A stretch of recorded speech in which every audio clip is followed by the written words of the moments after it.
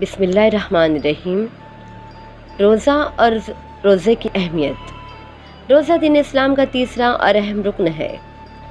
روزے کی اہمیت قرآن مجید میں یہ ہے کہ سورہ بقرہ میں اللہ تعالیٰ ارشاد فرماتا ہے یا ایھا الذین آمنوا کتب علیکم الصیام کما کتب علی الذین من قبلکم لعلکم تتقون۔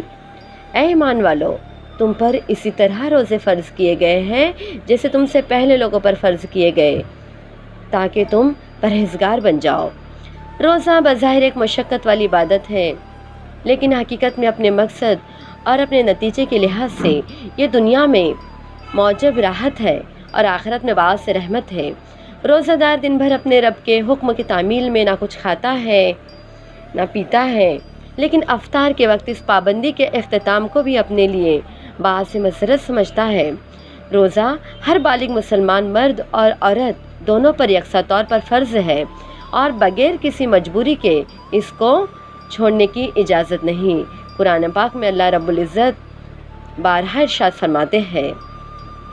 اسی طرح ایک آیت سورہ بقرہ میں 184ویں آیت میں فرماتے ہیں کہ یہ گنتی کے دن ہے، اگر تم اس میں کوئی بیمار یا سفر میں ہو تو اس کے لیے عذر ہے، لیکن وہ اسے بعد میں پورا کر سکتا ہے۔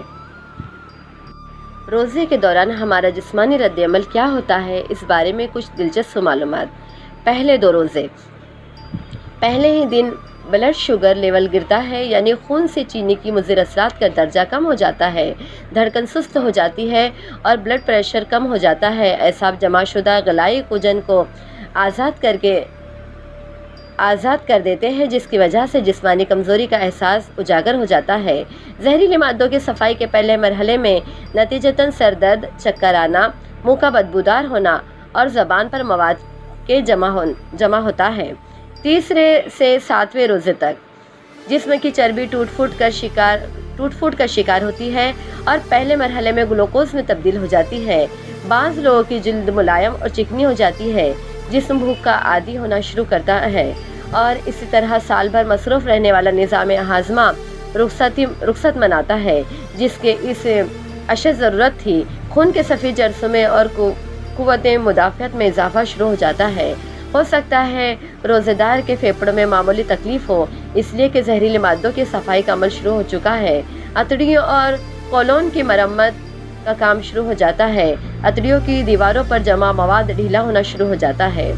8ویں سے 15ویں روزے تک اب پہلے سے توانا محسوس کرتے ہیں، دماغی طور پر چست اور ہلکا محسوس کرتے ہیں۔ ہو سکتا ہے پرانی چوٹ اور زخم محسوس ہونا شروع ہو، اس لیے کہ اب آپ کا جسم اپنے دفاع کے لیے بہت سے زیادہ فعال اور مضبوط ہو چکا ہے۔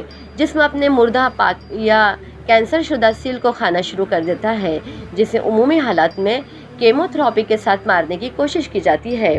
اسی وجہ سے خلیات سے پرانی تکالیف اور درد کا احساس نسبتاً بڑھ جاتا ہے۔ اعصاب اور ٹانگوں میں تناؤ اس عمل کا قدرتی نتیجہ ہوتا ہے۔ یہ قوت مدافعت کے جاری عمل کی نشانی ہے۔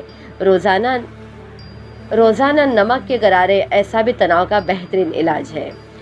16ویں سے 30ویں روزے تک جسم پوری طرح بھوک پیاس برداشت کا عادی ہو چکا ہے۔ آپ خود کو چست چاق و چوبند محسوس کرتے ہیں۔ ان دنوں آپ کی زبان بالکل صاف اور سرخی مائل ہو جاتی ہے، سانس میں بھی تازگی آ جاتی ہے۔ جسم کے سارے زہریلے مادوں کا خاتمہ ہو چکا ہے۔ نظام ہاضمہ کی مرمت ہو چکی ہے۔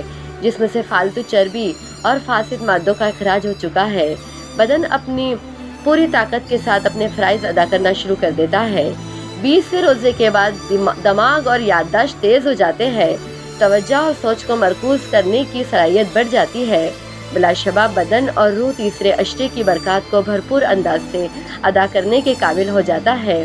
یہ تو ہوا دنیاوی فائدہ جو بے شک اللہ نے ہماری ہی بھلائی کے لیے ہم پر فرض کیا، مگر دیکھیے رحمت الہی کا انداز کریمانہ کہ اس کے احکام ماننے سے دنیا کے ساتھ ساتھ ہماری آخرت بھی سنورنے کا بہترین بندوبست کر دیا ہے۔